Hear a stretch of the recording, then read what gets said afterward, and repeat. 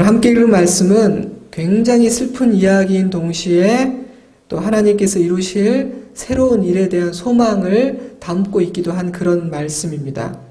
한 시대가 막을 내리고 새로운 시대가 문을 여는 중요한 시간이었거든요. 물론 이스라엘 백성들, 심지어 사무엘조차도 지금 도대체 어떤 일들이 일어나고 있는지, 지금이 우리 이스라엘의 역사 가운데 얼마나 중요한 순간인지를 깨닫지는 못했습니다. 다윗의 등장이 무엇을 의미하는지를 몰랐던 이스라엘 백성들은 그 후로도 오랜 시간 동안 다윗의 존재를 알아보지 못했죠. 사실 어떻게 보면 당연한 일입니다. 다윗은 굉장히 평범한 목동이었으니까요. 그리고 기름 부음을 받은 이후에도 세상은 너무나 조용했고 아무런 일도 일어나지 않았습니다.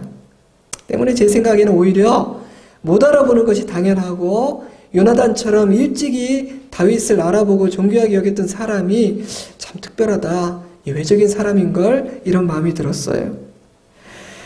그러나 인간이 알든 모르든 하나님은 이스라엘의 미래를 위해 크고 놀라운 일을 준비하고 계셨고, 오늘 16장 1절 말씀은 그 위대한 새로운 일이 시작되는 첫걸음이었습니다. 생각해보면 많은 경우 하나님의 일들은 그렇게 시작되고 진행되는 것 같아요. 우리는 우리가 볼 수 없는 곳, 우리가 알 수 없는 곳에서 어떤 일들이 일어나고 있는지를 잘 모르죠. 우리는 단지 지금이라는 이 시간, 그리고 우리의 눈에 보이는 현상들만을 볼 수 있을 뿐, 하늘에서 어떤 회의가 진행이 되고 있는지, 또 지금 보내는 이 현재의 시간들이 미래의 시간과 어떻게 연결되어 있는지를 알지 못합니다. 뿐만 아니라 우리는 우리 자신이 지금 하나님의 어떤 계획 속에 있는지, 내가 있는 이 자리가, 내가 하고 있는 일들이 하나님의 어떤 일에 연루가 되어 있는지도 잘 알지를 못하죠. 그래서 많은 경우에는요, 많은 시간이 흐른 뒤에야 그때가 굉장히 중요한 순간이었구나, 그래서 하나님께서 나에게 그런 기도를 하게 하신 것이구나, 나에게 그런 시간을 통과하게 하신 이유가 있었구나, 이런 것들을 깨닫게 됩니다.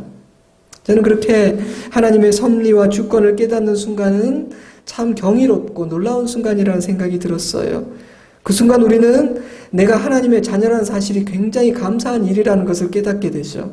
그리고 그 순간에 우리는 하나님의 놀라운 섭리에 연루되어 있었고, 내가 작은 모퉁이 돌이 남아 쓰임받았다는 사실에 큰 자부심을 느끼게 됩니다. 뿐만 아니라 내가 참 믿음을 포기할 위험이 많았는데 끝까지 믿음 지키고 이 자리까지 이른 것이 얼마나 감사한가, 하나님 앞에 감사하게 되죠. 그리고 자신을 대견하게 느끼기도 합니다. 내가 믿음을 지켰어. 참 넘어질 위험이 굉장히 많았는데 말이야. 그런 생각을 갖게 되죠. 저는 하나님은 지금도 그렇게 일하고 계신다고 믿습니다. 우리는 보지 못하고 다 알지는 못하지만 하나님은 오늘도 당신의 선하신 모든 뜻을 당신의 그 시간표에 한치의 어긋남도 없이 하나하나 이루어가고 계십니다. 그러므로 흔들리지 않고 믿음을 지켜내는 사람들은 머지않아 하나님께서 이루시는 그 일들을 보게 되는 것이죠. 바라기는 오늘 함께 예배 드리는 저와 여러분 중 한 사람도 이탈자가 없이 그날 그 자리에 함께 있기를 바랍니다. 함께 기뻐하고 하나님이 이런 뜻이 계셨구나, 나의 하나님이 이렇게 위대하신 분이셨구나, 함께 찬양하는 그런 은혜의 날이 있기를 바랍니다. 오늘 16장 1절 말씀을 읽었는데요, 사무엘상 15장은 이렇게 끝나죠. 35절, 사무엘이 죽는 날까지 사울을 다시 가서 보지 아니하였으니 이는 그가 사울을 위하여 슬퍼함이었고 여호와께서는 사울을 이스라엘 왕으로 삼으신 것을 후회하셨더라. 사무엘이 죽는 날까지 사울을 다시 가서 보지 않았다는 말씀은 그 뒤로 두 사람이 단 한 번도 만난 적이 없다는 이야기는 아닙니다. 19장 24절만 봐도 두 사람은 대면한 적이 있거든요. 이 말씀은요, 그날 이후로 사울과 사무엘이 왕과 선지자의 자격을 가지고 공식적으로 만날 일이 없다는 것입니다. 한마디로 사울은 더 이상 왕으로서 인정받지 못했다는 의미죠. 비록 왕위에 계속 앉아 있었지만. 사울은 겸손한 마음으로 왕이 되었으나 왕이 된 이후에 참 많은 실수를 했습니다. 하지만 하나님은 기다리고 또 기다리셨죠. 그래서 사울은 장장 40여 년이나 이스라엘을 다스렸습니다.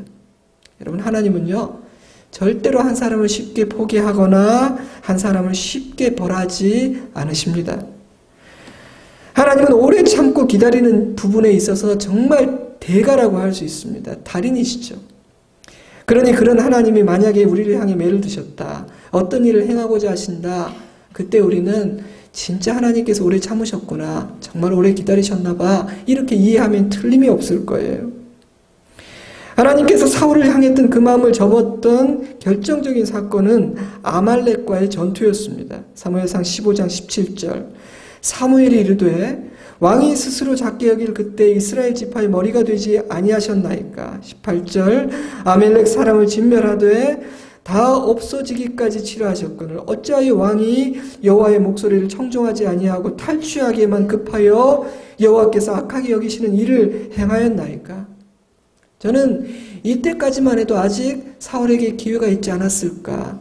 이 말씀을 듣고 회개하고 돌이켰다면 하나님께서 기회를 주지 않으셨을까 하는 생각이 들었습니다. 범죄한 다윗에게 나단을 보낼 때도 그러지 않았습니까? 하나님은 다윗을 죽이려고 선지자를 보낸 것이 아니라 다윗을 살리기 위해서 선지자를 보내셨잖아요. 때문에 다윗이 그 말을 듣고 돌이키니까 마치 그것을 기다리기라도 했다는 듯이 그를 안아주시고 그에게 새로운 기회를 주지 않으셨습니까? 사랑하는 성도 여러분, 하나님은 우리를 심판하시고 벌주는 것을 절대로 기뻐하고 즐기지 않으십니다. 하나님은 언제나 우리가 돌이키고 돌아오기를 원하십니다. 말씀이 들려질 때 깨닫고 반응하고 새로워지기를 기다리십니다. 그러니 여러분, 하나님께 혼이 날 때 방어적이 되고 자꾸 변명할 이유가 없습니다. 두려워서 도망가는 것은 어리석은 일입니다. 왜냐하면 하나님은 우리를 살리시려고 선지자를 보내시고 때로는 혼도 내시고 말씀을 들려주시는 것이니까요. 그때 우리는요, 하나님께서 나를 살리려고 하시는구나, 나를 도와주고 싶어 하시는구나, 그렇게 생각하면 됩니다. 다윗에게는 그 실력이 있었죠.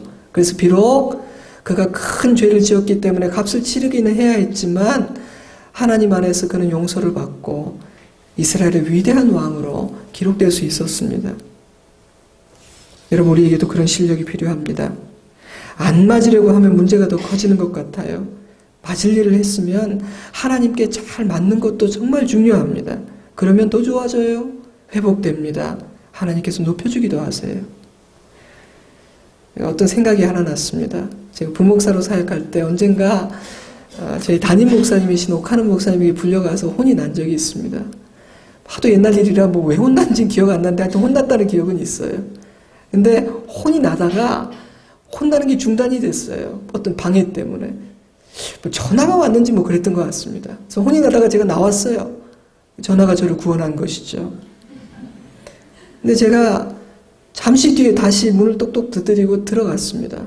근데 왜 왔냐 그러시더라고요.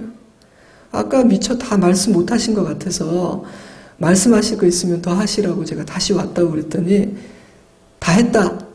가서 네 일 봐라 그러시더라고요. 근데 조금 있다가 다시 저를 부르셨어요. 오라고. 또 마음이 바뀌셔서 또 혼을 더 내려고 그러시나? 그러고 갔죠.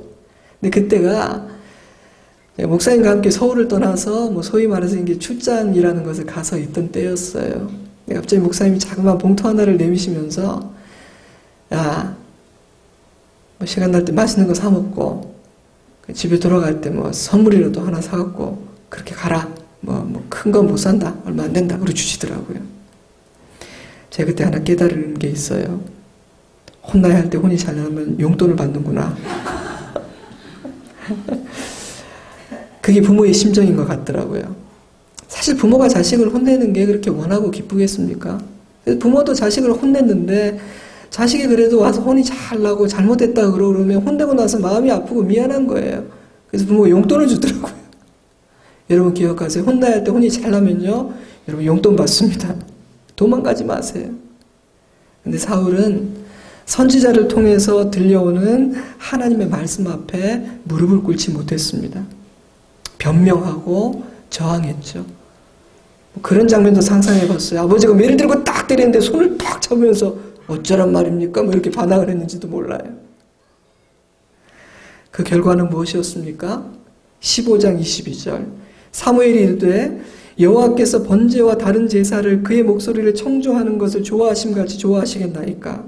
순종이 제사보다 낫고 듣는 것이 수장의 기름보다 나으니. 26절 사무엘이 사울에게 이르되 나는 왕과 함께 돌아가지 아니하리니 이는 왕이 여호와의 말씀을 버렸으므로 여호와께서 왕을 버려 이스라엘 왕이 되지 못하게 하셨음이니이다 하고. 참 가슴 아픈 일이었습니다. 성경은 여호와께서 사울을 이스라엘 왕으로 삼으신 것을 후회하셨다라고 표현하는데 이것은 하나님이 실수했다는 뜻은 아니죠. 미안하다, 그때는 미처 생각하지 못해서 나는 지금 나의 그런 행동과 결정을 너무너무 후회한다, 이렇게 말씀하시는 게 아니에요. 뭐 하나님 그런 분이라면 우리가 그 하나님을 어떻게 믿고 의지하고 따를 수가 있겠어요. 하나님은 인간처럼 후회하지 않으십니다. 성경은 이렇게 말하죠.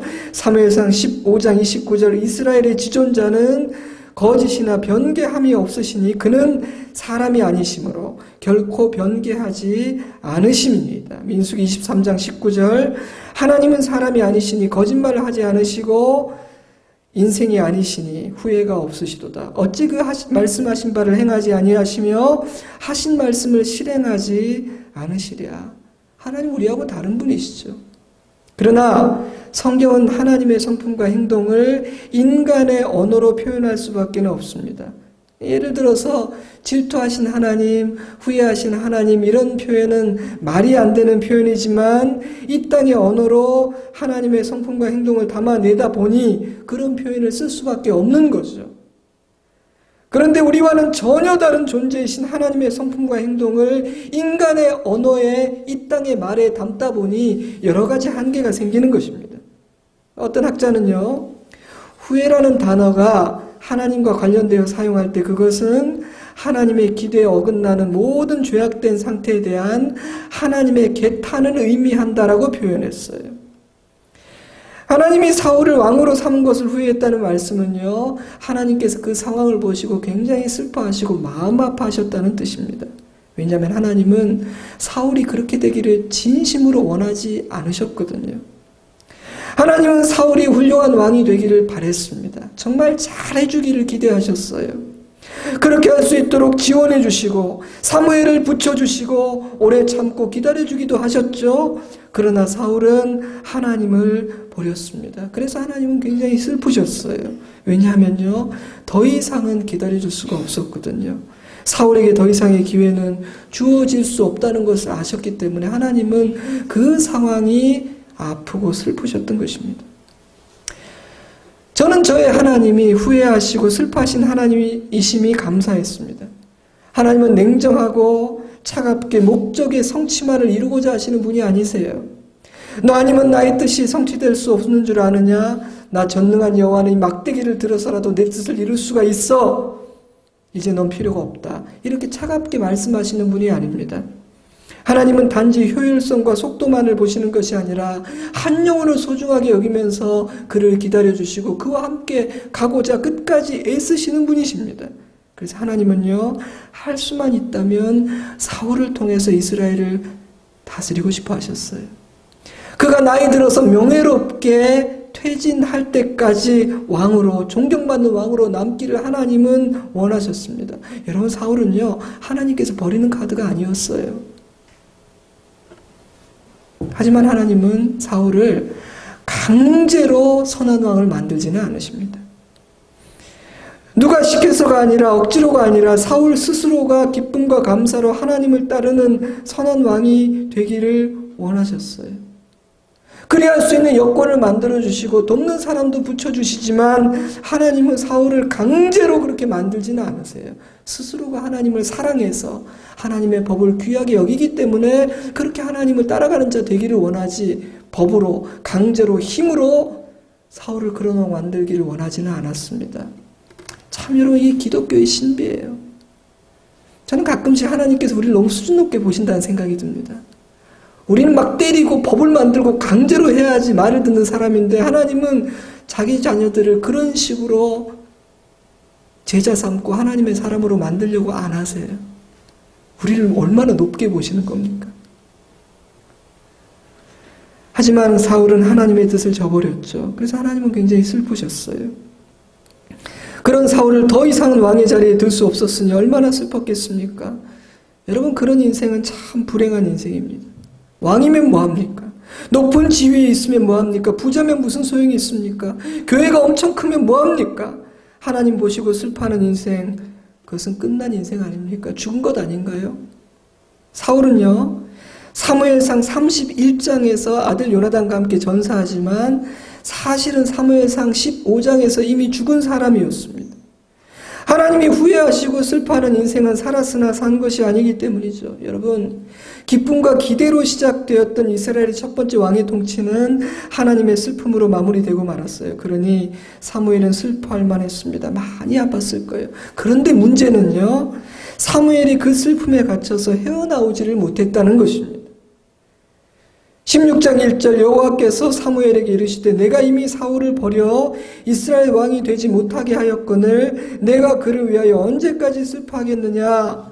우리가 알고 있는 하나님의 성품을 바탕으로 생각해 볼 때 하나님은 분명 사무엘의 슬픔을 이해하고 그가 충분히 슬퍼하도록 울도록 기다려 주실 거예요. 그러나 하나님 보시기에 이제는 그만 울고 자리를 털고 일어날 때가 되었는데도 그가 여전히 슬픔에 헤매고 있을 때 그에게 찾아오신 것이죠.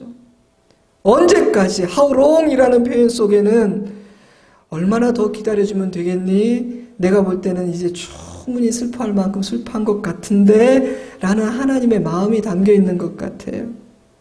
그런 상태에 오래 머무른 것은 사무엘에게도 좋지 않은 일이었기에 하나님은 이제 사무엘을 그 슬픔과 아픔과 상실의 자리에서 끄집어내주려고 하셨던 거예요. 15장 11절 내가 사울을 왕으로 세운 것을 후회하노니 그가 돌이켜서 나를 따르지 아니하며 내 명령을 행하지 아니하였음이라 하신지라. 사무엘이 근심하여 온 밤을 여호와께 부르짖으니라. 여러분, 사무엘은 이미 사울을 위해서 할 수 있는 일들을 다 했죠. 하나님의 뜻을 안 다음에 밤새도록 울면서 부르짖고 기도도 했고요. 사울을 찾아가서 왕이여 스스로 작게 여길 때 하나님께서 당신을 높여주지 않으셨습니까? 그 마음을 되찾으셔야 합니다. 간곡히 부탁하며 돌아오라고 요청하지도 않았습니까? 그러니 사무엘은 할 만큼 했고 울 만큼 울었던 것이지요. 하나님도 그런 사무엘의 마음을 이해하고 기다려주셨습니다. 그러나 이제는 지나간 과거를 흘려보내고 하나님께서 보여주신 새로운 미래를 향해 나아가야 될 때가 되었습니다. 왜냐하면 하나님은 이미 사울을 버려 이스라엘의 왕이 되지 못하게 하셨기 때문이에요. 하나님은 이미 새로운 왕을 준비하고 계셨기 때문입니다. 그러니 이제 사무엘은 지나간 과거를 잊어버리고 하나님의 뜻 앞에 순종해야 했습니다. 그러나 사무엘은 여전히 자기의 힘으로는 바꿀 수 없는 과거에 매여 있었습니다. 그는 흘려보내야 하는 과거에 갇혀 하나님께서 그를 통해서 이루고자 하시는 그 새로운 일을 보지 못했던 것입니다. 그래서 하나님은 사무엘에게 찾아와서 이렇게 말씀하세요. 사무엘아, 내가 그를 위하여 언제까지 슬퍼할 생각이냐? 전도서의 말씀이 생각났습니다. 3장 1절 범사의 기한이 있고 천하만사의 닷때가 있나니 돌을 던져 버릴 때가 있고 돌을 거둘 때가 있으며 안을 때가 있고 않는 일을 멀리할 때가 있으며 찾을 때가 있고 잃을 때가 있으며 지킬 때가 있고 버릴 때가 있으며 지금은 사울을 떠나보내고 새로운 시대를 향한 하나님의 뜻이 무엇인지를 묻고 그 뜻 앞에 순종해야 될 때였습니다. 미래, 새로운 창조, 하나님의 새로운 일을 향해서 나가야 될 때였던 것이죠. 그러나 사무엘은 하나님의 뜻을 헤아리지 못한 채 자기가 해야 하는 일을 잊고 있었습니다. 그 이유는요, 그가 더 이상은 바꿀 수 없는 지나간 시간, 이제는 흘려보내야 될 그 일에 여전히 매여 있었기 때문입니다. 물론 하나님도 후회한다라는 표현을 사용할 만큼 실망스럽고 슬프고 아팠지만 하나님은 이스라엘을 생각하며 새로운 일을 하려고 하셨어요. 완벽한 비유는 아니겠지만 제가 이런 비유를 한번 들어볼까요? 가정에 어려운 일이 생겼는데 모두가 좌절하고 지쳐있는데 그래도 부모님이 자식들을 위해서 마음을 추스리고 다시 일어서려고 하는 것입니다. 내가 이러고 있으면 안 되지. 이러면 내 백성들이 더 힘들고 아프지. 내가 일어나야지. 나도 힘들지만 마음을 추스려야지. 백성들과 사울의 어리석음이 만들어낸 그 실패에 머물러 계시지 않으시고 하나님은 새 일을 이스라엘을 위해 행하려 하신 것입니다. 그러나 하나님의 뜻을 받들어서 이새의 집으로 가야 했던 사무엘은 여전히 주저앉아 있었습니다. 왜냐? 슬픔이 그의 눈과 귀를 막아서 하나님의 말씀이 그에게 들리지 않았기 때문이죠. 사랑하는 성도 여러분, 슬픔에 젖고 과거에 매이고 흘려보내야 하는 어떤 것들을 흘려보내지 못하면 우리에게도 하나님의 말씀은 들리지 않습니다. 해야 할 일들을 할 수가 없습니다. 여러분, 혹시 우리는 오늘 슬퍼하는 사무엘의 자리에 머물러 있는 것은 아닐까요? 흘려보내야 될 것들을 흘려보내지 못하고 놓아버리고 잊어버리고 훌을 털어버려야 할 것들에 아직도 갇혀있기 때문에 하나님께서 하고자 하신 새로운 일을 보지 못하고 있는 것은 아닙니까? 일어나 이새의 집으로 가야 하는데 그곳에서 새로운 왕 다윗을 만나야 하는데 여전히 주저앉아 울고 있는 것은 아닙니까? 생각해보면 흘려보내야 하는 것들을 흘려보내지 못하는 사람은 적지는 않은 것 같아요. 잘 나가던 과거를 가진 사람은 내가 왕년이라는 생각에 사로잡혀서 하나님께서 우리에게 주고자 하시는 새로운 미래를 향해 나아가지 못합니다. 어떤 실수와 잘못된 선택을 했던 사람은 내가 그런 부끄러운 선택을 하다니, 그런 실수를 내가 했어, 그러지 말았어야 했는데 라는 생각에 발목이 잡혀서 살아가기가 쉽습니다. 큰 상처와 아픔을 겪은 사람은 피해의식과 트라우마, 패배의식의 종이 되어서 하나님께서 이루고자 하시는 새로운 미래를 향해 나아가지 못합니다. 새 일을 기대하지 못하고 하나님의 뜻 앞에 순종하지 못합니다. 인생을 허비하게 되죠. 나쁜 것만 흘려보내기 어려운 것이 아니라 좋은 것은 더 보내기 어렵겠죠. 놓치고 싶지 않은 사람, 잃어버리고 싶지 않은 어떤 좋은 것을 떠나보내는 것도 쉬운 일이 아닙니다. 그러나 잊고 내려놓고 흘려보내야 하는 것들을 그렇게 하지 못하면 인생이 고달파집니다. 새로운 일이 시작될 수가 없습니다. 후회하고 신세한탄을 하거나 남을 탓하고 원망하는 삶을 살게 될 수도 있습니다. 그것은 하나님께서 자녀들에게 주고자 하시는 복된 삶이 아니죠. 사랑하는 성도 여러분, 저는 이렇게 흘려보내야 되는 것들을 잘 흘려보내야 되는 것이 참 훌륭한 실력이라는 생각이 들었어요.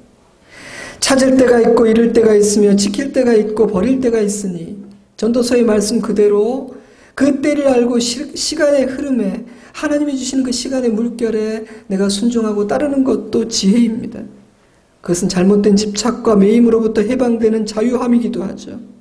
시간의 추는 움직이고 있으며 모든 결정권은 하나님께 있으니 만약 하나님께서 사울을 버리고 다윗을 세우고자 뜻을 정하셨다는 것을 알게 된다면 우리는 빨리 그 자리에서 일어나 하나님의 손을 잡고 미래를 향해서 걸어가야 되는 겁니다. 하지만 그것은 생각보다 쉽지는 않은 것 같아요. 그 증거는 기도의 사람 사무엘에게도 그게 쉽지가 않았거든요. 그러므로 이것은 저절로 생기는 실력이 아니라 우리가 구해야 되는 실력이고 연마해야 되는 실력이라는 생각이 듭니다. 주님, 때를 분별하게 해주세요. 흘려보내야 할 것들이 무엇인지를 보게 하시고 흘려보내야 될 때 잘 흘려보내고 떠나보내는 그런 지혜와 용기를 저에게 허락해 주세요. 과거만 바라보지 말게 하시고 나의 아픔만을 기억하고 매어 살지 말게 하시고 하나님이 주시고자 하는 그 미래를 보게 해주세요. 여러분, 우리가 그렇게 하지 못하는 이유는 인간의 나약함 때문이기도 하고 사단이 우리의 나약함을 이용하기 때문이기도 합니다. 저는 그것을 방해하는 몇 가지 감정을 생각해 보았어요. 만약 지금 내가 놓아버리고 흘려보내야 하는 것들이 내게 유익하고 의지가 되는 좋은 것이라면 두려움이라는 감정이 흘려보내는 것을 방해할 수도 있습니다. 사울이 없다면 이 나라가 어떻게 되는 거지? 왕의 자리가 비면 큰일 날 텐데, 사울이 문제가 있긴 하지만 그래도 사울이 없는 것보다는 있는 게 낫지 않을까? 이렇게 생각할 수 있다는 거예요. 사무엘에게도 그것도 슬픔과 아픔의 이유였을 겁니다. 이스라엘의 미래가 어떻게 되는 거지? 첫 번째 왕이 저렇게 좋지 않은 선례를 남기고 떠나버리면 이 나라의 미래가 어떻게 되는 거지? 하나님은 어떻게 되는 겁니까? 그 슬픔이 그를 가두어둔 것이죠. 그러나 하나님은 사무엘아, 이 나라의 미래가 사울의 손에 있느냐 나의 손에 있지 않느냐? 이 나라의 진정한 왕이 사울이 아니라 나 여호와임을 잊었느냐? 이제는 사울을 흘려보내고 내가 세우고자 하는 새로운 왕에게 가서 기름을 부어라 하나님의 말씀입니다. 그러니 여러분 뭔가를 내려놓고 무엇인가를 흘려보내고 떠나보낸다는 것은요 믿음 없이는 할 수가 없는 것 같아요. 믿음의 행동입니다. 하나님을 자신의 도움과 소망으로 삼는 사람만이 흘려보낼 수 있어요. 여러분의 든든한 후원자가 되어주었던 친구가 여러분 떠난다는 것 두려운 일이죠. 여러분의 인생에 든든한 기둥과 같은 어떤 것을 잃어버려야 하고 놓아야 한다면 두려울 것입니다. 그러나 어차피 떠나보내야 하고 놓아야 한다면 잘 떠나보내는 것이 굉장히 중요하더라고요. 살아보니까. 어차피 떠나갈 것을 내가 길을 쓰고 잡는다고 내 손에 잡히지 않아요. 오히려 그 순간은요. 하나님만이 나의 목자요 반석이요 방패이심을 다시 한번 인정해야 할 때입니다. 그렇군요 주님. 제가 하나님이 아니라 저 사람을 저 일을 통장의 잔고를 의지했군요. 제가 잠시 하나님만이 나의 소망이고 도움이심을 잊었습니다. 주님 제가 다시 한번 주님을 나의 전부로 나의 소망으로 나의 방패로 나의 산성으로 모십니다. 나의 주인이 되어주세요. 그렇게 기도할 때라는 거죠. 우리가 그렇게 흘려보내고 주님께 맡기면요. 그때 하나님은 하나님만이 하실 수 있는 새로운 일을 하시는 것 같아요. 사울이 물러나면 어려워질 줄 알았는데 하나님은 더 위대한 왕 다윗을 주시는 것입니다. 때로는요. 지나친 자책감과 후회가 떠나보내지 못하게 방해할 수도 있어요. 사무엘에게는 선지자로서 사울을 지켜내고 바르게 인도하지 못했다는 자책감이 컸을 겁니다. 그것이 너무나 아프고 후회가 되어서 슬픔이라는 감정에 갇혀버렸는지도 모르겠어요. 내가 지켰어야 했는데 선지자로서 내가 할 도리를 못했다. 물론 책임감이라는 것은 굉장히 훌륭하고 성숙한 마음이죠. 그러나 그런 감정조차도 하나님께 맡기고 털어내야 하는 순간이 있습니다. 그래야지 못해서 흘려보내지 못하고 내려놓지 못하고 주님이 인도하신 새로운 여정을 따라 나서지 못하면 그것도 교만이라고 말씀하십니다. 네가 무엇인데 사울을 지킨다는 거냐? 너는 네가 그렇게 대단한 존재라고 생각하니 너는 사울을 지키지 못해. 이제 충분히 울었으니까 이제는 그만 일어나라. 나와 함께 앞으로 걸어가자. 나와 함께 할 일이 있다. 말씀하시는 거예요. 때로는 미련이 남아서 흘려보내지 못할 때도 있습니다. 자, 우리가 한 가지 기억해야 되는 사실은요. 사울을 보내고 다윗을 맞이한다는 것은 사울이란 인간 자체를 포기한다는 의미가 아니라는 겁니다. 그것은 왕으로서의 그의 역할이 끝났다는 것이죠. 물론 사명을 다 마치고 명예롭게 떠났다면 더 좋았겠지만 이제 이스라엘의 왕으로서 사울의 시대는 끝이 난 거예요.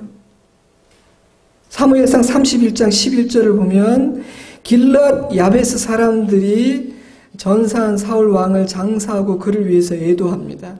이 길랏 야베스가 어떤 곳이냐면 사울이 처음 왕이 되자마자 이 암몬 사람들의 앞지 아래에 있던 이 길랏 야베스 사람들을 구원해준 그런 도시예요. 그러니까 이 사람들이 사울 왕을 통해서 입었던 은혜를 기억하고 왕에 가는 길을 이렇게 존귀하게 보내준 거예요. 근데 다윗이 그들의 행위를 축복했습니다. 잘했다. 사무엘하 2장 5절. 다윗이 길르앗 야베스 사람들에게 전령을 보내 그들에게 이르되 너희가 너희 주 사울에게 이처럼 은혜를 베풀어 그를 장사하였으니 여호와께 복을 받을지어다. 너희가 이 일을 하였으니 이제 여호와께서 은혜와 진리로 너희에게 베푸시기를 원하고 나도 이 선한 일을 너희에게 갚으리니. 여러분 하나님이